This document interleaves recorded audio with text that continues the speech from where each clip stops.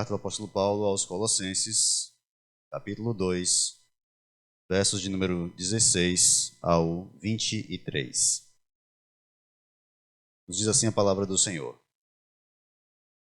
Portanto, ninguém vos julgue pelo comer ou pelo beber, ou por causa dos dias de festa, ou da lua nova, ou dos sábados, que são sombras das coisas futuras, mas o corpo é de Cristo.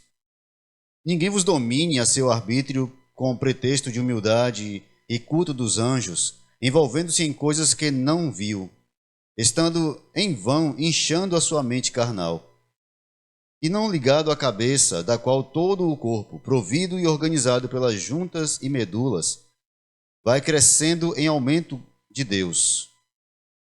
Se, pois, estáis mortos com Cristo quanto aos rudimentos do mundo, por que vos carregam ainda de ordenanças como se vivesseis no mundo, tais como não toques, não proves, não manuseis, as quais coisas todas perecem pelo uso, segundo os preceitos e doutrinas dos homens, as quais têm, na verdade, alguma aparência de sabedoria, em devoção voluntária, humildade e em disciplina do corpo, mas não são de valor algum, senão para a satisfação da carne.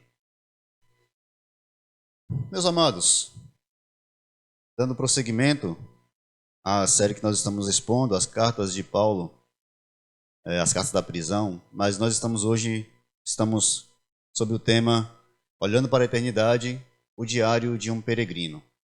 Olhamos para esses textos do apóstolo Paulo como o diário de um homem que serviu ao Senhor todos os dias de sua vida. E aqui ele nos ensina, aqui ele nos orienta de que maneira devemos proceder.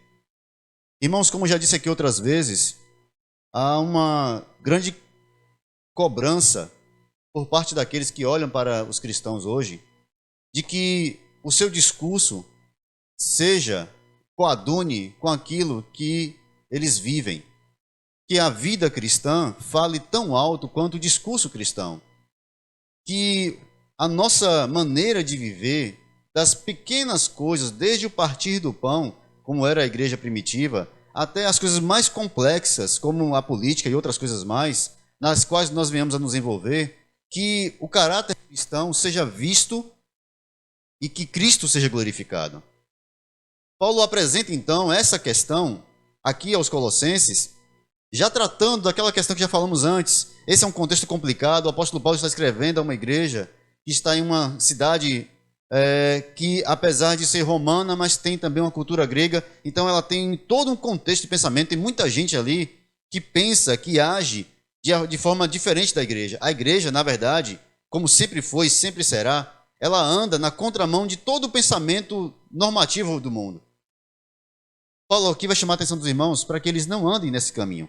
E mais, ele não está escrevendo a igreja preocupado apenas com os pensamentos externos, mas com um grupo de pessoas que estavam dentro da igreja, viviam dentro da igreja, mas que começaram a dar um jeitinho de o pensamento deles se encaixar, ou melhor, que o pensamento, a palavra de Deus, se encaixasse naquilo que eles pensavam, naquilo que eles esperavam. Um grupo de pessoas que, compreendendo erroneamente que a filosofia poderia guiá-los à verdade, tomou a filosofia ou parte dela como um parâmetro da verdade, como um guia da verdade, e queria trazer aos colossenses um tipo de pensamento que misturava essas ideias filosóficas ali do primeiro século com aquilo que Cristo tinha ensinado.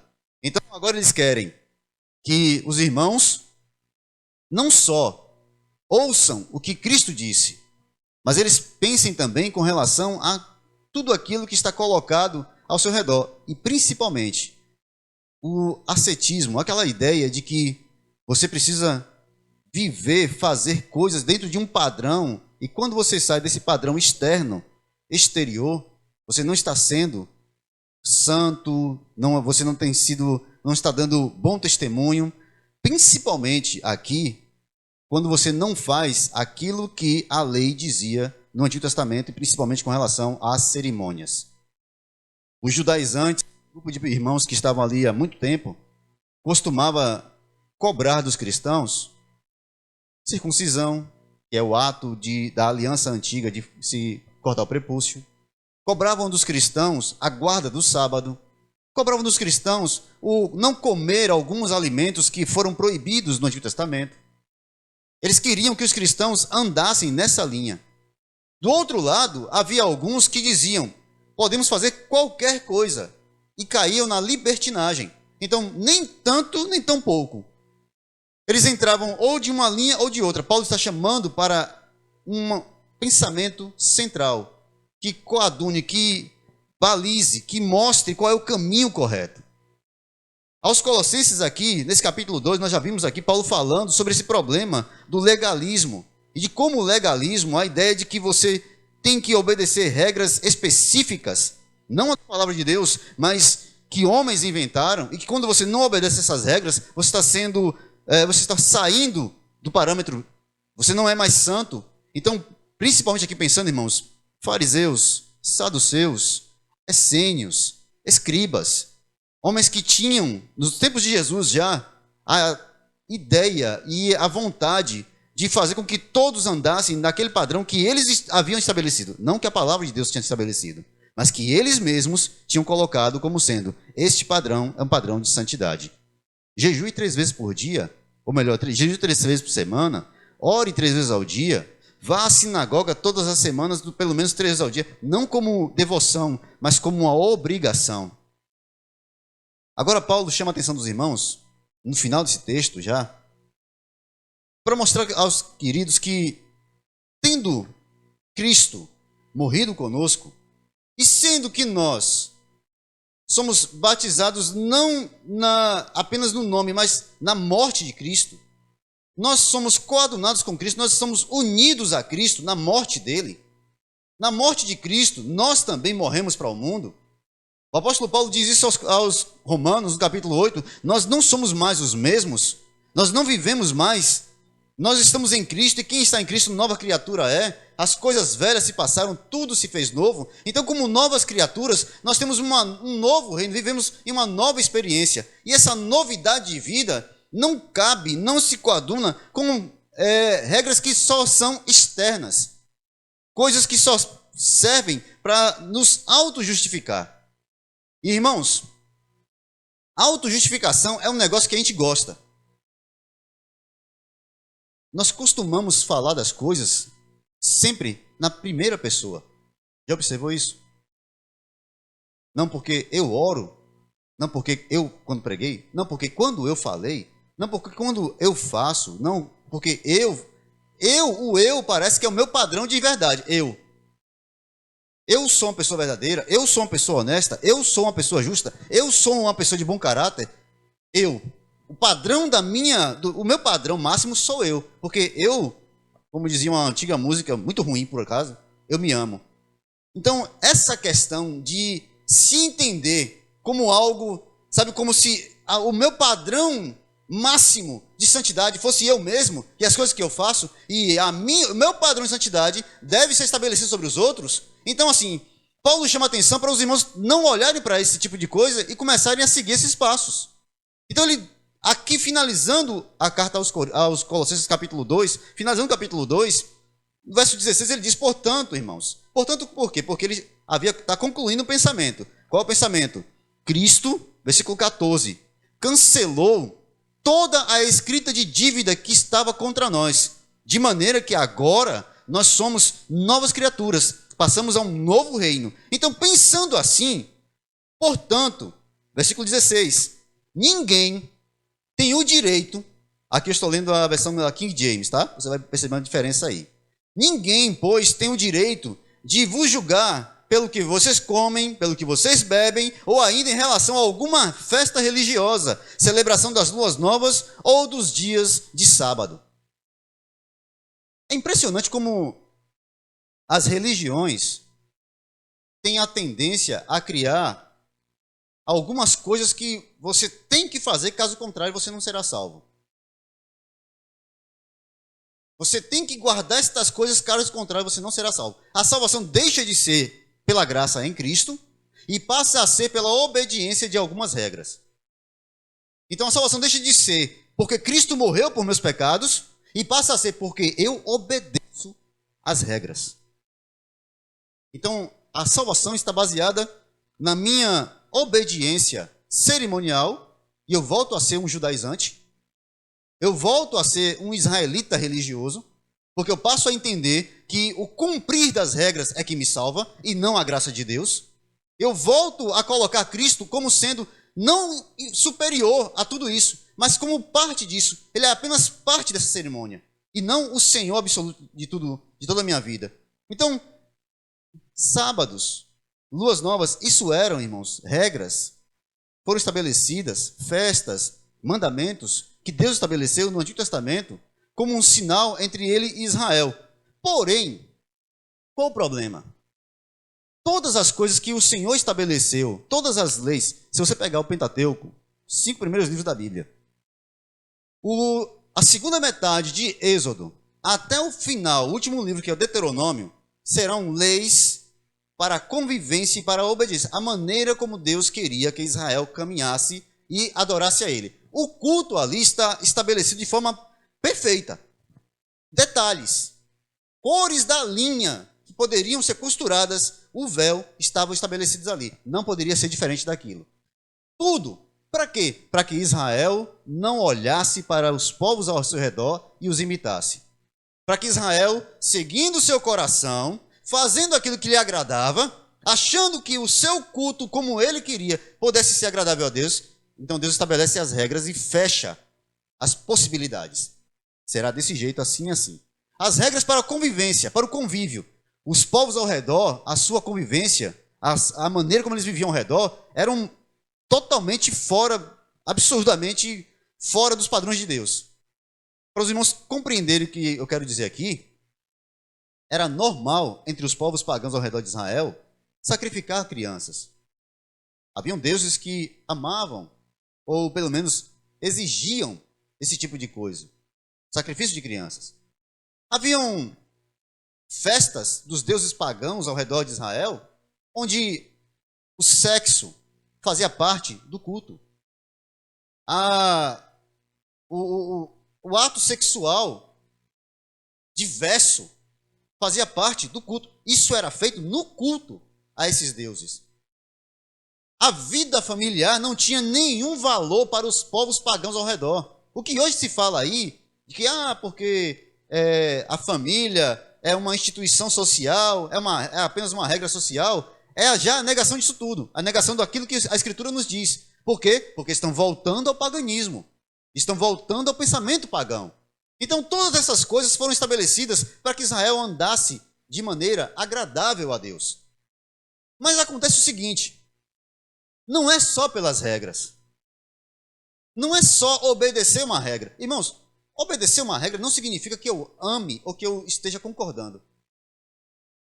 Eu posso obedecer, por exemplo, eu falo muito isso aqui, eu acho que eu estou ficando chato de tanto falar. Eu posso obedecer a um sinal de trânsito simplesmente porque tem um radar ali e eu sei que se eu passar eu tomo uma multa.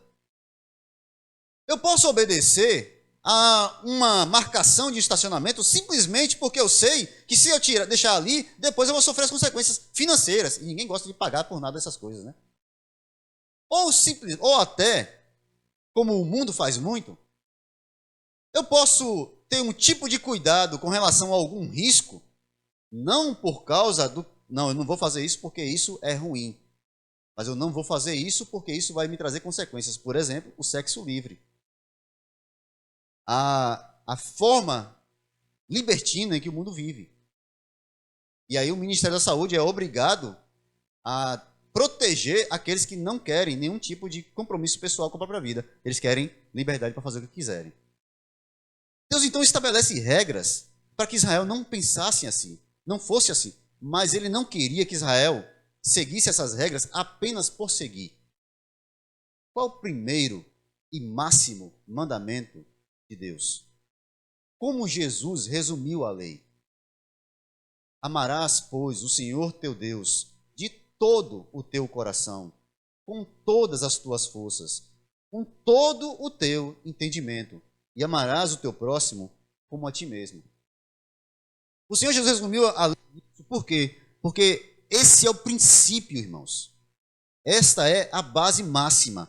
Isso é o princípio que coaduna todas as nossas respostas. Então, eu preciso fazer uma pergunta aqui, que é uma pergunta retórica, você não precisa me responder, mas pense sobre isso, e vamos passar por esse texto pensando sobre isso. O povo de Israel recebeu a ordenança. E Paulo aqui critica isso. Festa religiosa, celebrações, luas novas, sábado, não coma, não beba, não toque, não faça. Mas a pergunta que precisa ser feita é: por que você serve ao Senhor e você o adora?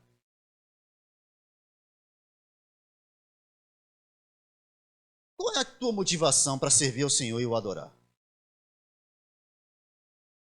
O que é que te leva a entrar numa igreja, se sentar num banco, ouvir meia hora, 40 minutos de louvor, de música, mais 40, 50 minutos de um cabra chato falando durante quase uma hora?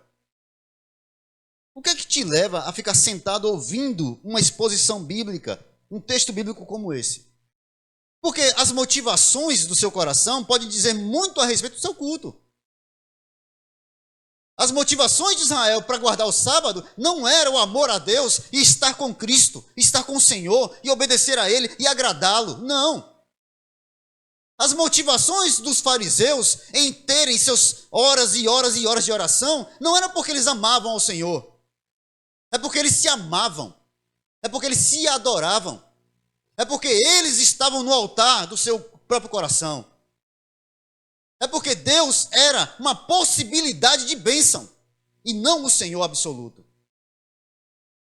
É porque Deus era uma porta aberta para conseguir tudo que eu quero. É porque Deus dá e eu preciso de alguém que me dê. Então o Senhor chama a atenção de Israel por várias vezes. Irmãos, leia o profeta Malaquias, leia Sofonias, leia Isaías. Capítulos 1 a 5 de Isaías. Se você ler o capítulo 1 a 5, você vai entender o que eu estou dizendo. O culto de Israel foi chamado pelo Senhor de coisa desagradável. Eu não vou usar nem a palavra original que foi traduzida, porque pode alguém aqui se ofender. Mas Deus chamou o culto que Israel apresentava a ele de uma coisa desagradável. Que ele não participava. Agora eu te pergunto, por que Israel se reunia para um culto se Deus não estava lá? Por que Israel ia para o templo se Deus não estava lá? Não se ajuntava no ajuntamento deles. O que motivava eles? A idolatria do seu próprio coração. O amor que eles tinham pela cerimônia, mas não pelo Senhor da cerimônia. Esse é um perigo, irmãos. Fazer as coisas apenas por superstição. Esta é a palavra. Vou ao culto no domingo por quê? Para começar bem a semana. Tem gente aqui quase... desculpa aí os católicos romanos, mas tem gente aqui quase católico romano, né? Semana sem missa é semana sem bênção.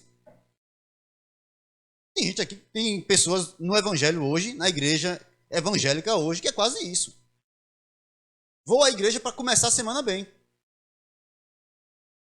Paulo chama a atenção desses irmãos que diz, olha, irmãos, ninguém tem o direito de chamar vocês de pessoas que não são fiéis, porque vocês não estão preocupados com o ritual.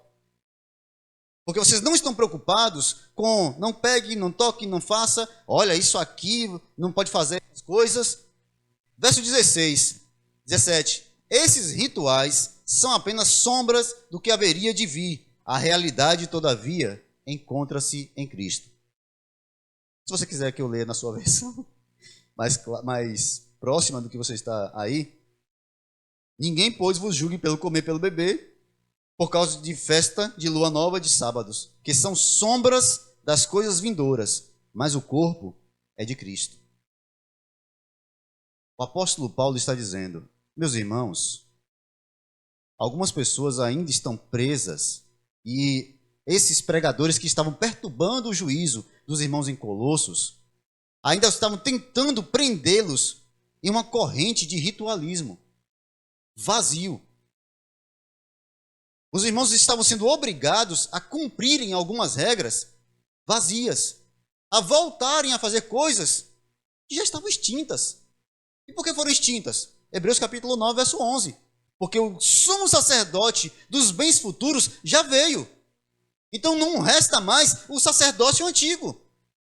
A lei apontava para ele. Agora ele é o máximo, a revelação máxima. Então eu não preciso ficar voltando o tempo todo para os pontos em que eu tenho que obedecer esta ou aquela regra, especificamente da antiga. Guarde esse dia, guarde essa semana, não faça essas coisas, não coma, olha, não coma suíno. Não coma comidas que tenham um tempero assim diferente. Vá no mercado, compre só da mão de crente. Porque da mão de crente já é bênção, já vem abençoado. Se passar na porta do bar, tu atravessa a rua e vai para o outro lado para já não se contaminar nem com o cheiro do negócio. Nós passamos, irmãos, a viver um tipo de cristianismo e nos é forçado a viver um tipo de cristianismo que não é esse. O que Paulo chama a atenção dos irmãos é, meus amados, nós somos libertos em Cristo. E a liberdade de Cristo, irmãos, não é libertinagem. A liberdade em Cristo é nós não estamos mais presos a rituais, a faça, não faça, toque, não toque. Porque o nosso culto agora é em espírito e em verdade. O nosso culto agora é uma adoração espiritual, em espírito e em verdade. Ele é coadunado por Cristo, conduzido para a pessoa de Cristo e pela pessoa de Cristo. Nossa adoração vai aos céus por causa de Cristo e não por nossos rituais e não pela maneira como nós nos apresentamos no sentido geral.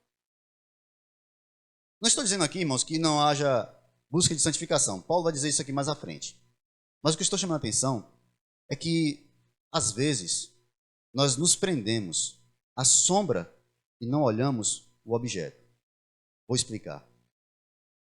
Verso 17, Paulo diz que estas coisas que os irmãos judeus guardavam na antiguidade eram sombras das coisas vindouras. Cristo. Lembre-se, o centro da carta aos Colossenses é Cristo, como Senhor, como superior, como soberano. Cristo.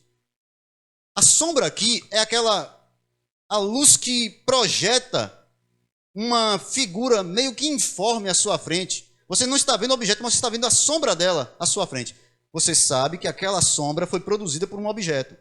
E esse objeto talvez não esteja à sua vista, mas a sombra já anuncia que ele está se aproximando. Sabe quando alguém está chegando, você está de costas, essa pessoa está chegando perto de você, você está contra o sol e a sombra da pessoa vai chegando mais perto, você sabe que tem alguém vindo atrás de você, que tem alguém se aproximando de você, porque a sombra está se aproximando. Paulo usa essa figura de linguagem para dizer, as coisas que eram passadas, elas eram figuras informes, imperfeitas, daquilo que viria no futuro, que é perfeito. O que Deus fez no passado era para nos mostrar Cristo. Agora, querem voltar à antiguidade?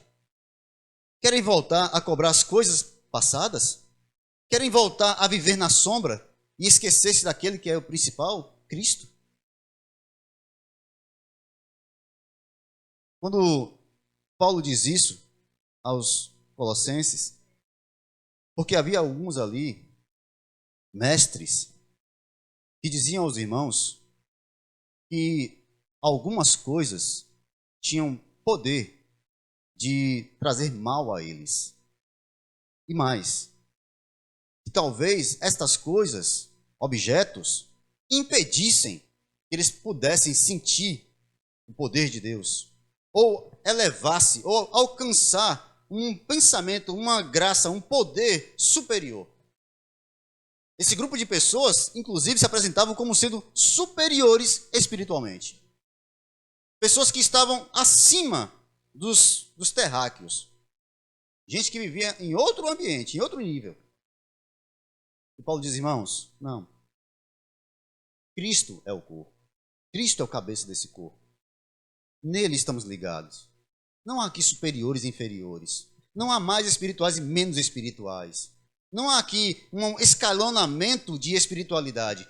Cristo é o cabeça de um só corpo. E todo o corpo se ajusta a Ele.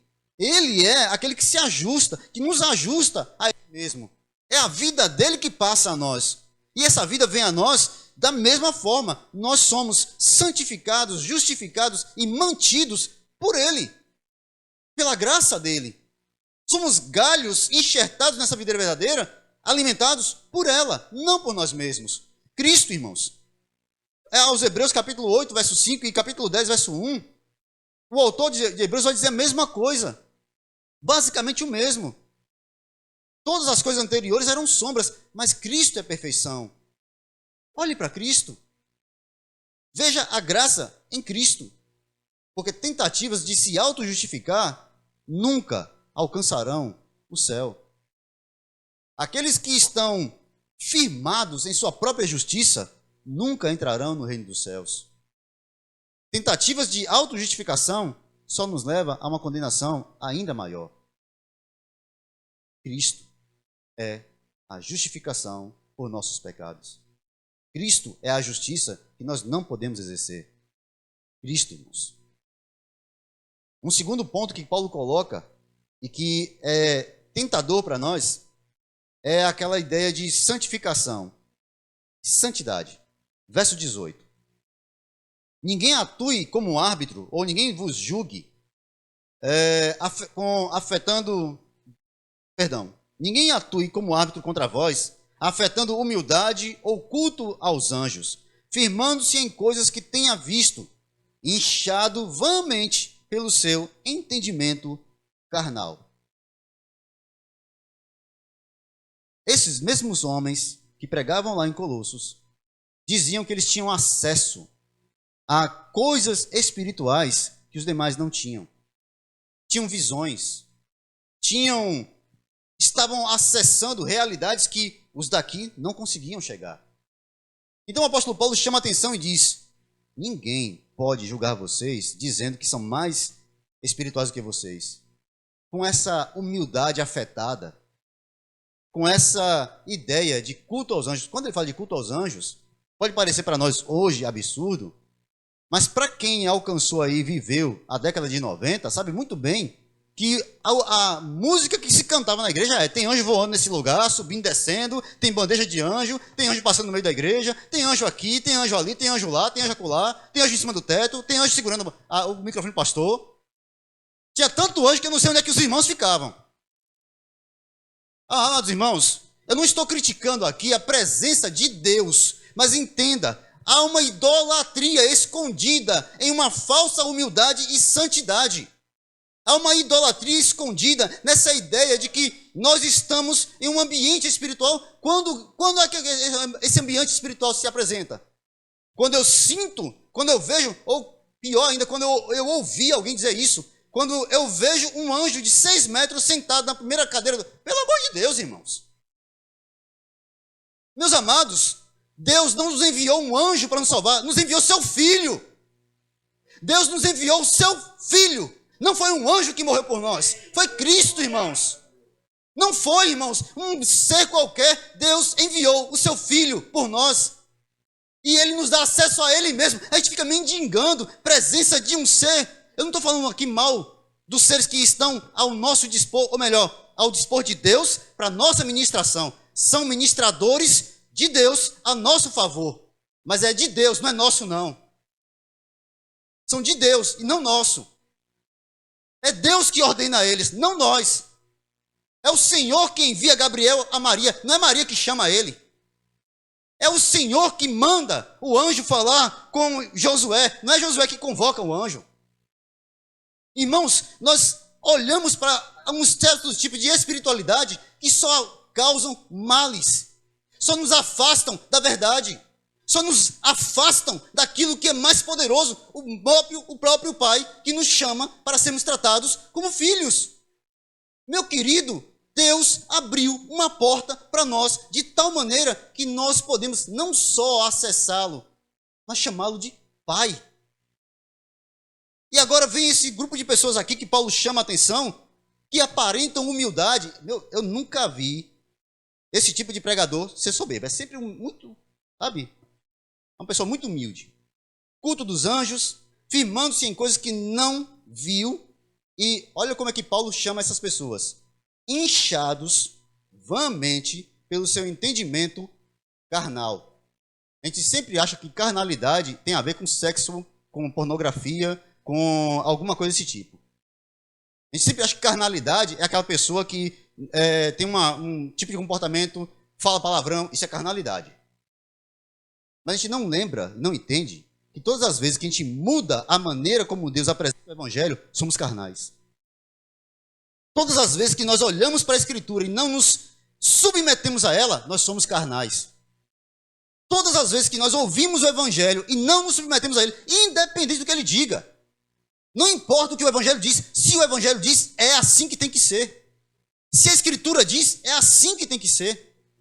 Então, quando Paulo diz que cuidado com essas pessoas, por quê? Porque na sua carnalidade, elas mudam o conhecimento, mudam a Escritura para se adequar ao que elas querem que a Escritura diga. Ao que elas querem, ao que elas estão acostumadas a viver. E não é assim que é o Evangelho. O Evangelho nos chama para viver conforme o padrão de Cristo. Eu não canso de dizer isso aqui. Cristo é o padrão de vida para nós. Cristo, nada menor. Cristo. Cristo é o padrão das nossas vidas. Aí essas pessoas que iam lá julgar os irmãos, diziam, olha, para ser santo, não pode usar roupa vermelha.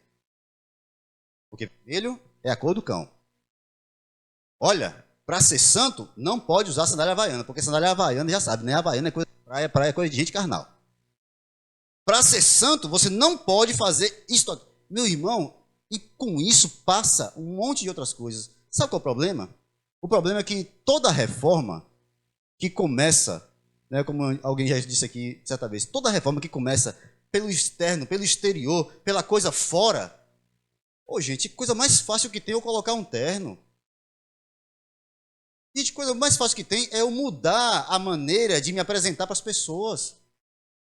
Mas isso não significa que meu caráter mudou. Não significa que um velho homem morreu. Não significa que aquela pessoa que está dentro daquele paletó morreu, o velho homem ali é um realmente novo homem. Não significa que porque eu digo paz do Senhor, eu sou uma pessoa de Deus. O caráter do cristão deve ser mudado, irmãos, de forma completa e absoluta. É por isso que Paulo chama para Cristo. Não para as coisas, para os rudimentos, ele chama de rudimentos do mundo. O que são rudimentos? Esses princípios que o mundo apresenta. Por quê? Porque são só aparência. Só aparência. Mas não há essência. Essencialmente, mudou. Essencialmente, nasceu de novo. Essencialmente, foi transformado. Essencialmente, é uma nova criatura. Essencialmente, no seu interior, ama mais a Cristo do que qualquer outra coisa, mais do que a si mesmo. A pergunta de Senhor Jesus Cristo para Pedro, lá à beira do lago, não foi, Pedro, você ama a igreja? Ou Pedro, você ama o ministério? Ou Pedro, você gosta de ficar aqui em Jerusalém, de ficar aqui na região? Você ama essas pessoas? Não. Pedro, você me ama? A pergunta de Jesus para Pedro foi esta. Pedro, você me ama? 3 vezes o Senhor perguntou isso a Pedro. Independente do contexto, você já ouviu essa pregação 500 mil vezes. Vai lá no YouTube, tu ouve de novo lá sobre as 3 negativas de Pedro. A questão é, quando Jesus chama Pedro e lhe pergunta se ele o ama, é porque a essência do Evangelho é o amor a Cristo. A essência do Evangelho é conhecer a Cristo.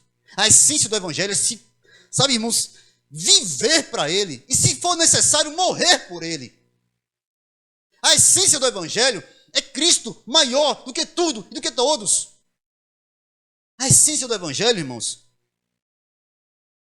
é se eu estiver sofrendo, se eu tiver que padecer dores, se eu tiver que passar por dias de muita dificuldade, de muitas trevas, Cristo é o meu conforto, porque eu amo a Ele mais do que a mim mesmo. Eu amo a Ele mais do que as minhas próprias coisas. Eu amo a Ele mais do que meus próprios sonhos. Eu amo mais do que qualquer outra coisa. Mas quando você coloca na balança Cristo e as suas coisas, o que é que pesa mais? Cristo e seus planos, quem pesa mais? Porque todo esse que Paulo chama a atenção aqui é porque ritual qualquer um faz. Se eu chamar um político desse aí sem vergonha, que vai em tudo quanto é lugar, vai um dia na igreja, no outro dia está no centro de macumba. Se eu chamar um desses aí, ele senta aqui, se comporta como crente, dá até paz do Senhor. Aparência, meu irmão, é fácil. Aparentar é fácil. Caráter, só Cristo muda. Novo homem, só Jesus pode fazer nascer. A resposta de Jesus para um fariseu, doutor da lei, extremamente cumpridor de todas as suas obrigações, membro do Sinédrio, chamado Nicodemos, a resposta de Jesus para ele foi: você precisa nascer de novo. E a pergunta dele foi: e eu faço como para fazer isso? Não faz. Como é que eu faço? Não faz. Onde eu consigo isso? Não consegue. E como é que faz? Só pode nascer da água e do Espírito. Como? Deus é que faz isso. Só Ele. Em Cristo, nós somos refeitos. Feitos novas criaturas. A promessa final para a igreja não é: no final vocês serão uma grande igreja, um grande lugar, vocês vão receber muitas coisas nesse mundo. Não. A resposta, a promessa final para a igreja é: no fim, vocês serão novas criaturas. Vocês receberão corpos transformados. Vocês serão, eu não posso dizer iguais, mas vocês estarão, o padrão é Cristo. Olhe para Cristo. Transformados. Novo caráter. Novo homem. Nova criatura. Agora é uma sombra, mas naquele dia será completo. Agora vemos em parte. O apóstolo Paulo diz isso lá em Coríntios capítulo 13. Mas conheceremos isso de forma perfeita quando ele vier, quando ele se revelar. Mas é Cristo que faz isso, irmãos. Somente Cristo. E por último, versos 17 e a seguir, o apóstolo Paulo diz assim: esses rituais são apenas sombra do que haveria de vir, a realidade, todavia, encontra-se em Cristo. Portanto, não aceiteis que alguém seja árbitro contra vós, fingindo humildade, oculto aos anjos, fundamentando-se em visões, ostentando a inútil arrogância do seu conhecimento carnal. Trata-se, pois, de uma pessoa que não está unida à cabeça, a partir da qual todo o corpo, sustentado e unido por seus ligamentos e juntas, efetua o crescimento concedido por Deus. Qualquer espiritualidade fora de Cristo é só carnalidade disfarçada de santidade. Religião vazia. Qualquer espiritualidade, qualquer tipo de espiritualidade que não tenha Cristo como padrão no falar, no viver, no orar, em toda a sua vida, é religião vazia. Se essa espiritualidade não o leva a imitar a Cristo em toda a sua vida, nós somos apenas religiosos e nada mais. Ritualistas e nada mais. O ritual não transforma, o ritual acomoda. Faz com que os pecados se tornem bonitinhos, pintadinhos. Verso 20. Considerando que... Agora, eu quero chamar a atenção dos irmãos para esse texto aqui com calma. A gente tem até 11 horas, né? O pastor disse que eu podia pregar até 9 horas. Considerando, olha só, que morrestes com Cristo para as tradições humanas, na versão que você talvez tenha aí, se morrestes com Cristo quanto aos rudimentos do mundo, eu quero só que você leia só essa primeira, até essa vírgula aí. Eu não vou falar parte A do versículo não, que eu não concordo com esse negócio há muito tempo, mas tudo bem. Se morrestes com Cristo quanto aos rudimentos do mundo. Paulo, então, conclui o que ele chama nós para vivermos como servos de Deus. Ele conclui chamando para uma coisa básica. Qual é, eu posso dizer assim, qual é o ponto fundamental no qual você firma a sua espiritualidade? Você é um homem de Deus, você é um cristão, baseado em quê? O que é que firma isso? O que é que faz com que você não seja somente mais uma pessoa como outra qualquer, mas um cristão? Aí ele diz: se morrestes com Cristo.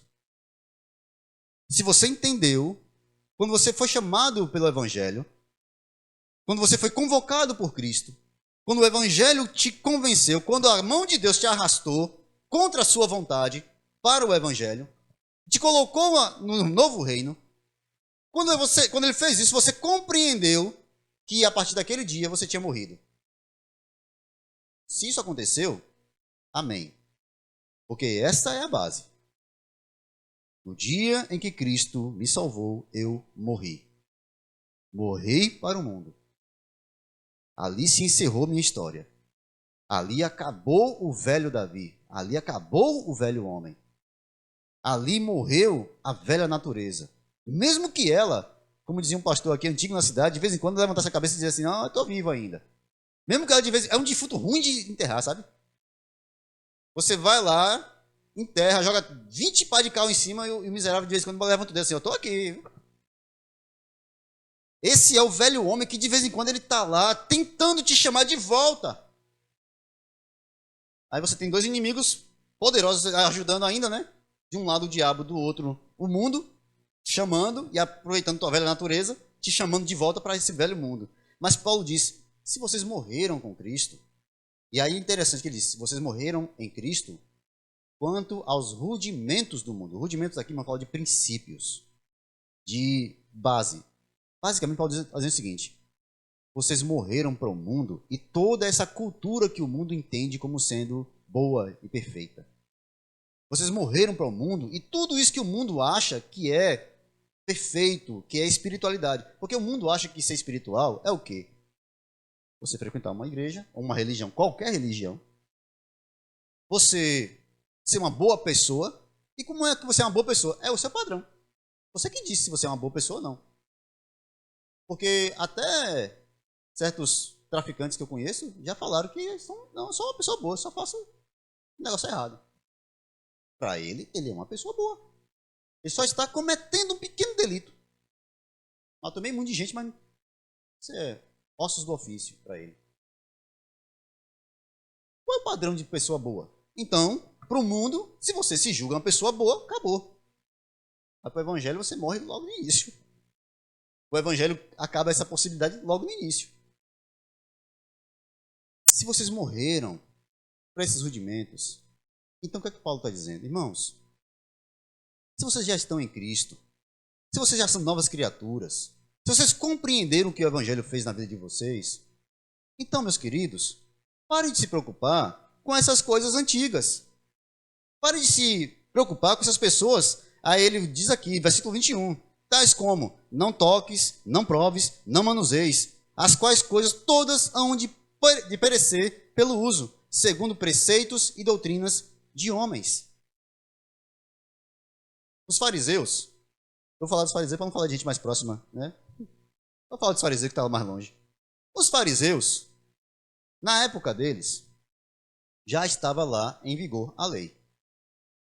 Não só o Pentateuco, mas toda a lei, os profetas e o que eles chamam de escritos, ou os poéticos, na nossa forma de dividir a escritura. Estava lá, chamado Tanakh. A Torá, os profetas e os escritos. Estava lá. Eles tinham acesso a esses textos. Eles liam esses textos todos os dias. Eles eram mestres com esses textos. Eles sabiam até onde tinha uma vírgula ou não.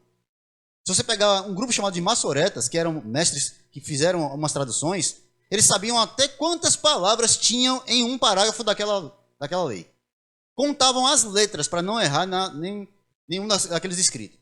Beleza. Mas eles estavam lá. O que é que eles fizeram? Quando eles pegaram todo esse arcabouço de coisa, eles disseram: mas está pouco. Eu acho que a gente tem que fazer algumas considerações aqui, vamos fazer alguns comentários, e dentro dos comentários vamos fazer alguns mandamentos específicos, aplicações práticas. Né? Vamos fazer as aplicações aqui do texto. E vamos lá, então. Aí eles trouxeram as anotações dos mestres, que se tornaram uma segunda lei, pela qual os fariseus cobraram o próprio Senhor Jesus, porque os discípulos deles não estavam lavando as mãos antes de comer. E lavar a mão ali não era uma questão de higiene. Olha os porquinhos aí, viu? Lava a mão antes de... Não era uma questão de higiene. A questão ali de lavar as mãos é porque era cerimonial. Lavar as mãos, muitas vezes ao dia. Lavar os utensílios. Banhos cerimoniais. Todas as vezes que iam ao culto, todas as vezes que iam ao templo, banhos cerimoniais, antes de se apresentar diante do Senhor. Limpa, lava, não purifica. E Jesus chama eles de sepulcros caiados. Por quê? O que é caiado? Pintado mesmo. Dá um cal aí nesse negócio. Pinta esse negócio aí. É um sepulcro. Está pintado. Mas o que é que tem lá dentro? Morto. Está morto, irmãos.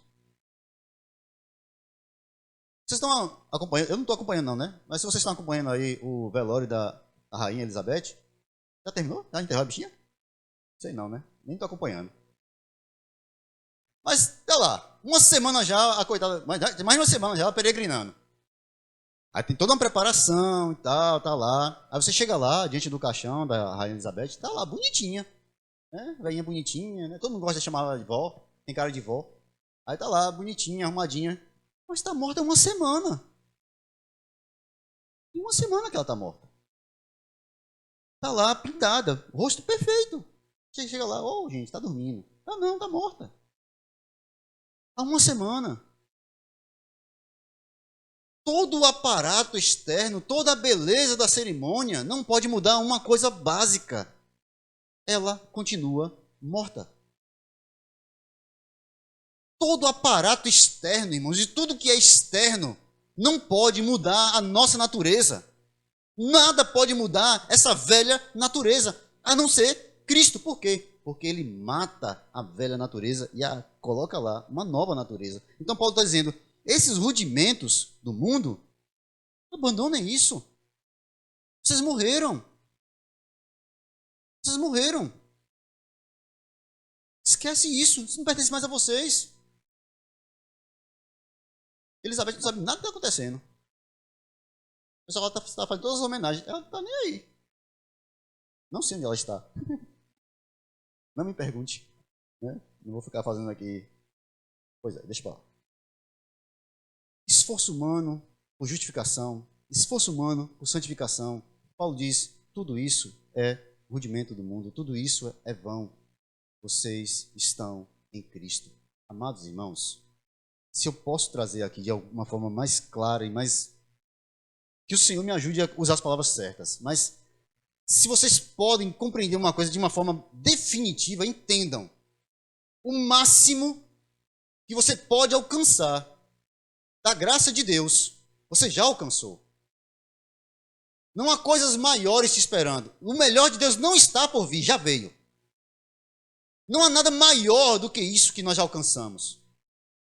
Ah, mas vem aí o reino de Deus, vem. Sim, mas esse reino só vem porque já veio o máximo para nós. E já foi feito o máximo por nós. O velho homem já foi morto. Um novo homem habita. Abandone esses rudimentos. Abandone esses cuidados que são, sabe, que não podem exercer coisa alguma. Não podem te levar para mais perto nem para mais longe. Cristo. Aí você pode dizer assim, mas você está dizendo isso? Então, significa então que a gente não deve ter uma vida de santificação, não deve abandonar os velhos hábitos, não deve... Não. O que é que o texto diz?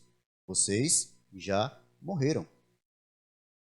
Logo, quem vai morreu, né, como diz aquela velha canção, ruim também, só não vai atrás do que já morreu, né? Então, se você já morreu com Cristo, se você já está em Cristo, o curso que esse mundo faz não lhe interessa. O caminho que esse mundo faz não lhe interessa. As modas e os costumes que vão mudando no mundo não nos interessam. Por quê? Porque o mundo passa e toda a sua concupiscência. Nós estamos atentos para aquele que permanece para sempre.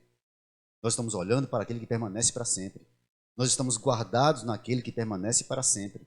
E nós estamos caminhando à luz daquele que permanece para sempre. os rudimentos desse mundo, as coisas que esse mundo julga como boas e que são boas para nosso aperfeiçoamento, na verdade só são boas para aumentar a nossa própria idolatria por nós mesmos. Cuidado, meus irmãos. Que o seu coração não se engane com isso. Se eu posso deixar aqui 2 aplicações práticas para a nossa vida. Primeira, não precisamos tentar convencer a Deus de que somos bons. Primeiro, porque Deus não nos escolheu porque éramos bons, mas porque Ele é bom e quis exercer bondade sobre nós. Você não pode tentar comprar a graça de Deus com atitudes boas. Deixa eu tentar explicar isso de uma forma figurativa, mas real. Quando eu era criança, eu tinha, sei lá, não lembro quantos anos, mas eu tinha eu acho que eu fui a pior criança que eu já conheci. Por isso que eu tenho paciência com criança hoje, porque eu não sei se teve algum que pior do que eu na minha época. Não houve isso não, viu? Já passou. Mas eu tinha uma índole tão ruim, que quando chegava próximo assim, Dia das Crianças, meu aniversário, Natal, eu já sabia, é tempo de ganhar presente. O que é que eu faço? Vou mudar o comportamento para ganhar alguma coisa. Lógico. Lavar prato para minha mãe 5 horas da manhã, ela levantava, já estava prato lavado. Varrer a casa, coisa que eu nunca fiz na minha vida, mas agora está na hora de fazer essas coisas. E isso não era porque eu amava minha mãe, é porque eu queria que ela me desse alguma coisa. Quando eu não lembro a idade, mas eu me lembro muito bem da cena, irmãos. Eu me lembrei de Augustinho, quando eu li a Confissões, ele fala da infância dele, como ele era terrível. Eu falei, rapaz, eu achei um do meu naipe, um igual eu. Quando eu era criança, eu me lembro que um dia, meu pai não tinha condição de comprar, minha mãe, assim, a gente não tinha condição de fazer essas coisas. E eu fiz questão de ir pra frente de meu pai, brincar com um brinquedo quebrado e falar para ele assim, já que eu não vou ganhar nada novo. E eu fiz um tipo de, como é que eu posso dizer? Chantagem. A palavra é essa mesmo. Eu fiz uma chantagem emocional para que ele saísse. Já não sei que horas era, já era noite, ele já tinha chegado do trabalho, tinha pouco tempo. Ele saiu de casa e foi procurar um mercado onde ele pudesse comprar alguma coisa e trouxe um carro novo e me deu. Eu fiquei feliz naquela hora, mas hoje eu me lembro disso com tanta tristeza, porque eu sei que a minha natureza caída, transgressora, usou desse tipo de artifício para enganar uma pessoa que eu deveria amar só porque ele já tinha feito muito por mim. É esse tipo de comportamento que a gente tem que ter cuidado. Então, você não precisa convencer a Deus que você é bom porque Ele sabe que você não é. Nós não precisamos tentar convencer a Deus com o nosso tipo de comportamento porque Ele sabe que nós não somos. Mas você deve fazer isso por amá-lo. Ame ao Senhor e diga, Senhor, eu quero andar de forma agradável a Ti. Eu não quero pecar porque eu Te amo. Eu não quero viver uma vida de transgressão porque eu amo o Senhor. Não é porque eu não vou ter vantagens com isso, não. É porque eu amo o Senhor. Eu quero ter uma vida de oração. Não é para as pessoas chegarem na igreja e me ver assim, olha que homem de oração, olha que mulher de oração. Não, Senhor, eu quero viver uma vida de oração porque eu quero passar tempo contigo. Eu quero evangelizar, não é porque as pessoas me veem na rua, olha que homem de Deus evangelizando no sol quente, olha aquele pregador lá no meio do sol pregando. Não, Senhor. Eu só quero pregar o evangelho para as pessoas porque eu sei que esse é o caminho. As nossas intenções, irmãos, precisam ser moldadas a Cristo e ao amor por Cristo. Uma segunda coisa que eu posso deixar para os irmãos. Buscar a santificação não é uma entrega de obediência a Cristo e não de evolução pessoal. Santificação não é evolução como pessoa. A gente acha, tá aí, né? Os coaches da vida, né? Infelizmente ainda tem, eu sei que tem muita gente que ainda ouve esse pessoal. Os coaches da vida que dizem, olha, você pode ser uma pessoa maior, você é o centro, e por aí vai. Esse tipo de gente que faz esse tipo de coisa. Aí tem muitos de nós que ouvem isso e dizem, não, eu preciso ser melhor do que eu fui ontem. Eu vou ser hoje melhor do que eu era ontem. Eu vou ser hoje uma pessoa melhor. Não, querido. Você vai ser a mesma pessoa, só que com uma diferença.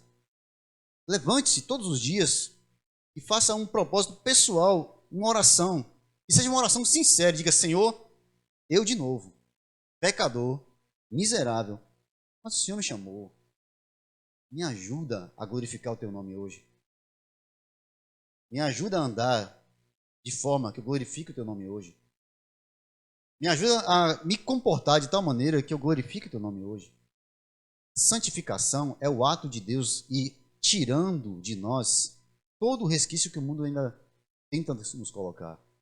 É Deus nos limpando, irmãos. É um processo de mão dupla, tá? Eu busco o Senhor e o Senhor vai me limpando. Eu oro ao Senhor e o Senhor vai me transformando. E quanto mais Ele me santifica, mais santo eu vou desejando ser. Embora meu coração fale assim: ih, rapaz, tanta coisa que tu podia aproveitar. Santificação, irmãos, não é evolução. Você não vai ser o cara. Você será um servo, um pecador, salvo pela graça de Deus. Nas palavras de Estênio Márcios, sou um pecador salvo pela graça de Deus. É só isso que eu sou e é suficiente. É assim que nós deveríamos pensar. É assim que nós devemos andar. É assim que nós devemos nos comportar. Olhando para Cristo e buscando nele a direção para toda a nossa forma de viver. Que o Senhor Deus nos abençoe e nos guarde. Que o Espírito Santo do Senhor conduza as nossas vidas a ser agradável a Ele todos os dias. Que o Espírito Santo do Senhor nos conduza em santificação, em busca do Senhor, em iluminação para compreender a Sua palavra. E que a cada dia você não seja uma pessoa melhor, mas um servo mais obediente a Deus.